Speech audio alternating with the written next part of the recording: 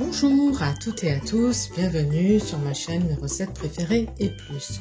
Aujourd'hui, je viens vous proposer une nouvelle recette de biscuits salés, de cookies salés que je trouve très pratique et que nous apprécions énormément en accompagnement d'une salade ou d'une soupe. Alors aujourd'hui, je vous propose la recette des biscuits au comté et au sésame. Vous aurez besoin des ingrédients suivants: 150 g de farine, 130 g de comté râpé, 90 g de beurre demi-sel que vous pouvez remplacer par du beurre doux et une pincée de sel, 50 g de graines de sésame, un œuf et en option du poivre noir. Alors dans un saladier, on va verser les 150 g de farine tamisée. On va mettre du poivre noir, donc comme je disais, c'est en option, mais je trouve que ça se mélange bien avec la recette. Pour information, je me suis inspirée de la recette de Margot des réseaux sociaux. Ensuite, je rajoute le fromage râpé, donc c'est du comté, 130 g de fromage râpé.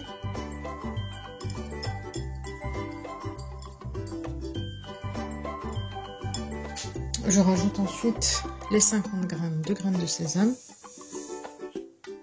On mélange le tout rapidement à la spatule.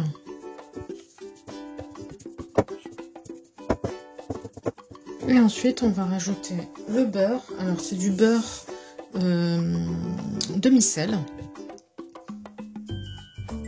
Donc là, il y a 90 g de beurre demi-sel.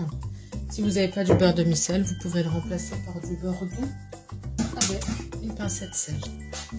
Voilà, donc là on va ensuite rajouter un œuf,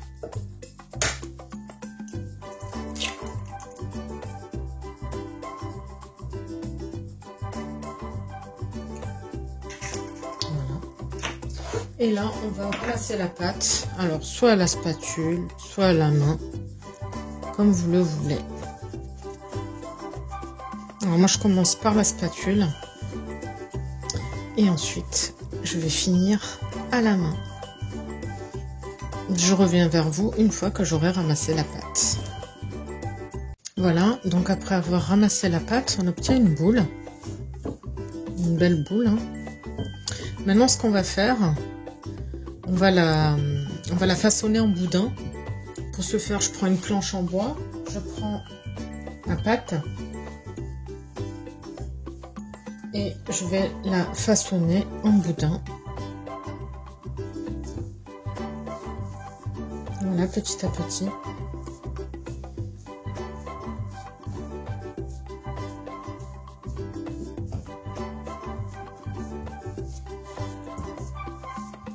Et ensuite, lorsque j'aurai obtenu un boudin suffisamment long, je vais la filmer dans du papier, dans du film alimentaire, et je vais la mettre au congélateur pendant 1 heure.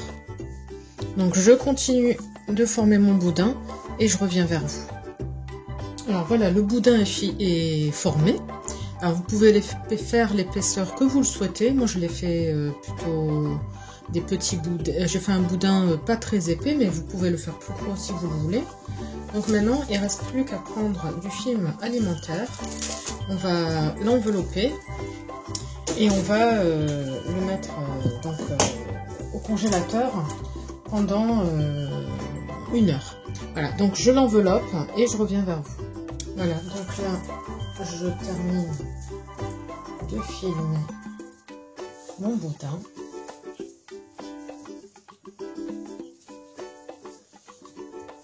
Et là je vais le mettre au congélateur pendant 1 heure. Et dans 1 heure, je reviens vers vous. Alors, 1 heure après de congélation, nous sortons notre boudin et on va le découper à l'aide d'un couteau bien affûté. Donc là, on va dérouler notre boudin.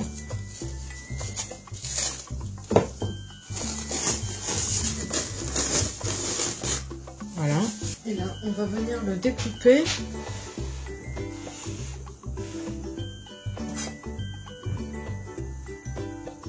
avec un couteau bien affûté comme je disais, et on va faire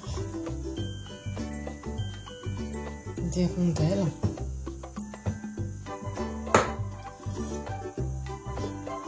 Alors, pas trop épaisse, pas trop fine. Vous voyez, comme ça à peu près.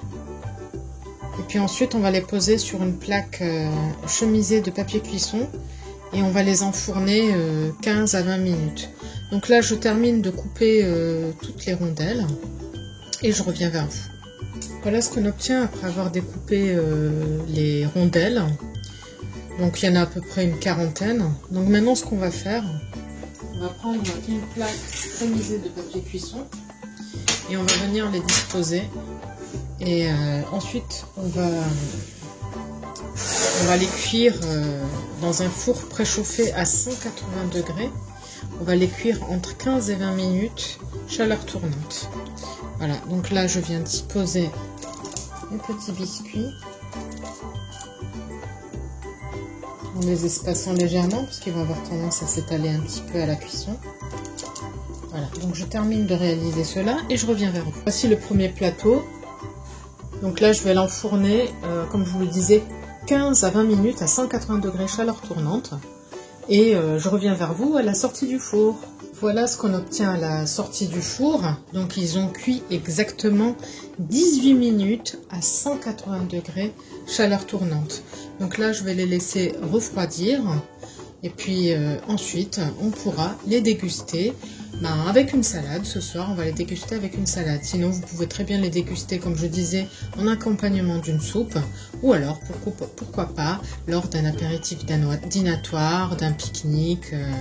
Voilà, vous pouvez ensuite les déguster comme vous le souhaitez. Nous arrivons au bout de cette vidéo. J'espère que la recette vous plaira. N'hésitez pas à partager la recette à vos proches, à vous abonner à la chaîne si ce n'est pas encore fait pour ne pas rater les prochaines recettes. Je vous souhaite une très bonne journée et je vous dis à bientôt pour de nouvelles recettes. Bye bye!